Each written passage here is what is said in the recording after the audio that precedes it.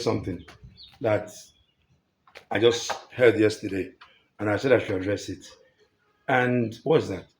Nigeria is like a child in an emergency ward right now that's on life support.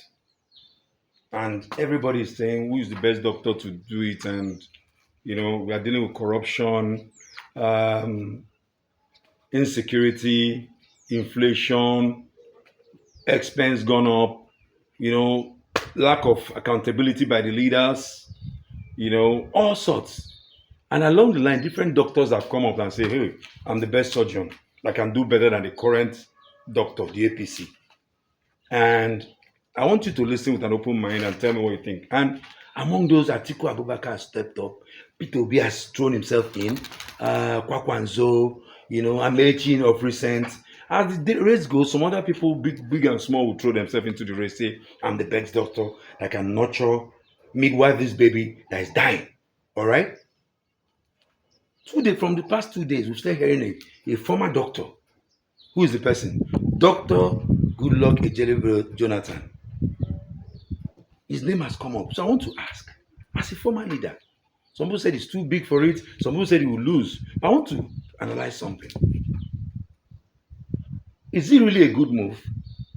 Is it an excellent move or is it a poor choice? Let me start. Jonathan was a former president. Great story. Great Cinderella story. Came out from Otweke. Humble background. Became deputy governor. A man of nature. And something happens to his governor. He wasn't expecting to be governor. He became a governor. Didn't even finish his term. Presidential election. Due to his personality, he wasn't even a top contender for deputy vice president. They drafted him in. His party won. He became deputy vice president. 2 years into their term, the president died. Another opportunity. Loss of resistance, they played politics. Gentleman, he couldn't even fight the cabals. Guess what? Sworn in as president. And he got in there. Now, when he got in, what are some of the achievements they said he achieved? Well, they said the economy was doing well. He had a rebased economy. In 2014, Nigerian's economy was judged to be the best in Africa, as per him. Electoral reforms. He introduced biometric, whereby you couldn't cheat. Though lots of cheating happened, I don't know. He expanded the telecom and banking industry. What Obasanjo did, he consolidated on it. And they recapitalized and our banking industries were booming. Economy, confidence in the economy, order. Now, what were some of his? These were good, but he has some demerits. Yes, Jonathan. What are some demerits and controversies? Number one, hunch he has on his back was the Chibok girls.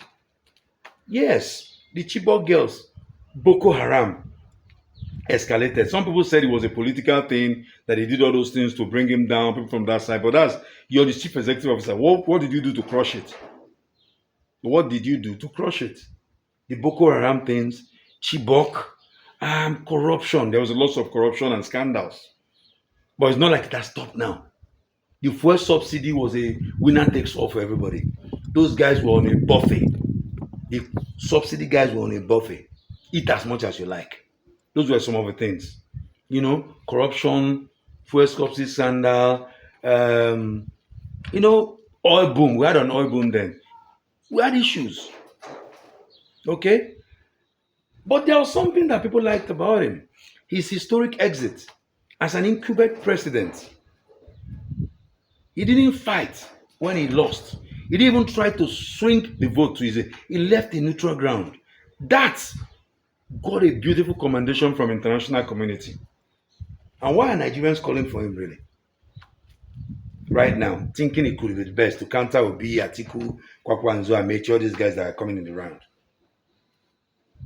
Things were better when he was around. So they are comparing now. Cost of living was better when he was the president then compared to now. Naira was stronger, very strong when he was in power. Fuel, electricity, basic foods were cheaper when Jonathan was around. He was a gentle leader, wasn't aggressive, didn't have much issues against his opposition or strategic or trying to be Machiavellian or crushing the. Just like you were criticized, there was even a time they carried the coffin of him. He didn't have, and he respected abroad most importantly due to his stand on the election. He said that nobody's life is worth it. Nobody's life is worth my presidential election. That one even moved myself. The disadvantages, why people said he shouldn't come back. They said you've had your turn. Why do you want to come back? But he might be arguing after all, Donald Trump did once, left and came back. Some people are saying, but it was 6 years you did. So if you do 4, that means you're going to do 10 years. That's the point. Then the corruption stain, just like Buhari, might not be him directly, but he didn't have a hold on his economy. His top 11, people were binging.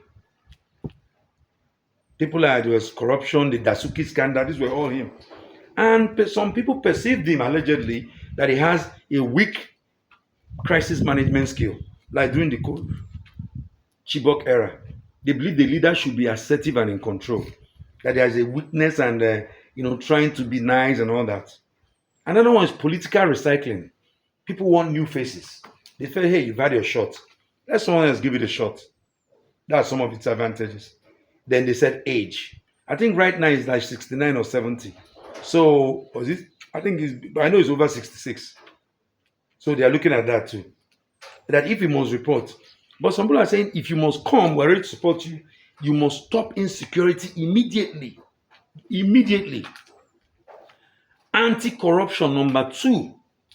That you must stop corruption. That corruption is still going on now. In fact, massively. That has been the bane of this country. And stop government overspending. You see, the thing with this government that is currently now, I don't have much problem with them. Maybe I'm going to talk about things they've done. But the things I have problem with them in are big things. Insecurity, non-frugality. You see, as a leader, you can't tell your children, as a father, that's my biggest problem with this current government. How can a father tell his children not to eat, that we should be eating once a day, and everybody eats once a day, and my son goes to the kitchen or goes to eat himself, and he finds me eating at night, and I hide it? That's what's going on. I expect the president, the current president of the country, sorry for deviating, to be extra frugal. Sell off all the planes. Yes, sell off all the private jets. Cut down your special assistants. Control government spending. Cut down the ministries by half. Not the binging is still going on. Fine, you're building the port road and all that. Those are economic spending. Fine. But you see those budget for house, 1 point something billion for the president's kitchen. This is for vice president. Cut those things down. So back to what I'm saying. They said if you're going to come in, this is what Nigerians need. Okay? Stop insecurity with immediate effect. Let me be able to get into my car, put it on, drive from here to Maiduguri by road. Let me be able to go into my car, stroll in the streets of Imo State at any time of the night without being feared of being kidnapped. Let me be able to drive, stop in Benin at any time. That's part of what they are asking. Be frugal. And there's a perceived from the last administration, there was tribalism and nepotism in positions. This current one, people are still crying out tribalism and nepotism. But one thing we got to give it to Jonathan, I don't think there was tribalism. Some people might say there was. So you must fight that. Have competent guys around your team. So guys, leave your comment. Do you think Goodluck Jonathan should come back? Do you support he should come back, or you don't think he should come back to contest? Leave your message. My name is Rosita. Have a beautiful day.